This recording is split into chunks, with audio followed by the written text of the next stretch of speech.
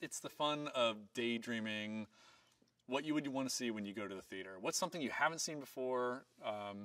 What's the coolest way to use cars? What's the most audacious stunt we can get away with within our grounded, look, we're always heightened, but we try to keep it kind of, I don't want to say blue collar, but just real on the street with real people. And our guys aren't superheroes. Our guys, they just have a lot of heart, a lot of heart. So designing set pieces, yeah, every time you do it, you try to think of what's something bigger, what's something cooler, what's something you haven't seen in film before. Where are we going to go next? Ooh, that's the big question. That's the big question.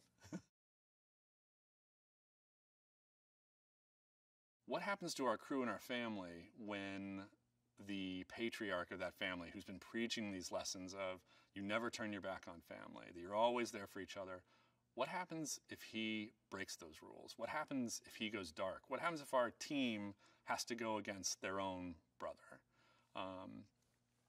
I think it was something really unique. I think it's something, it's a little scary material because it's not what you're normally used to. You're normally used to seeing them just bond all the way through, and now, you know, they're kind of fighting each other.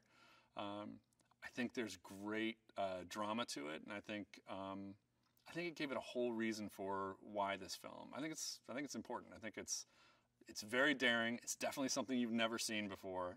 And it's just super cool. Like, seeing Dominic Toretto go dark is awesome. Awesome.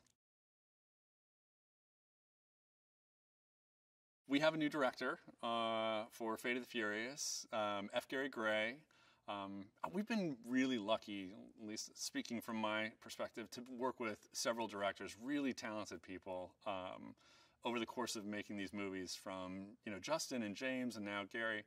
And they all bring their own, you know, special skill, special view, special just directing talents. And Gary is great to work with. He has a really, like, his primary focus is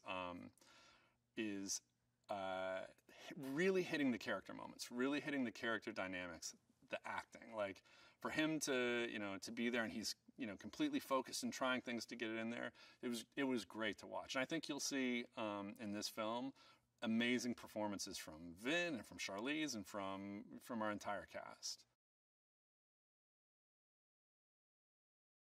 Not a lot of challenges that are particularly difficult for these guys anymore. So when you're thinking about doing a next film, you really have to think about who is going to put them on their heels a little bit. Who's a force strong enough to go up on screen against Vin and really give it to him. Thus Charlize, thus the character of Cypher. So we wanted to have someone who was very tech-oriented, who pretty much can get any information, anything at any time. She is incredibly intelligent. She is incredibly dangerous. The thing that is most dangerous about her is that she is well thought out. She has a plan in place, and by the time you're aware of it, it is already 18 steps in, and there's no going back out of it.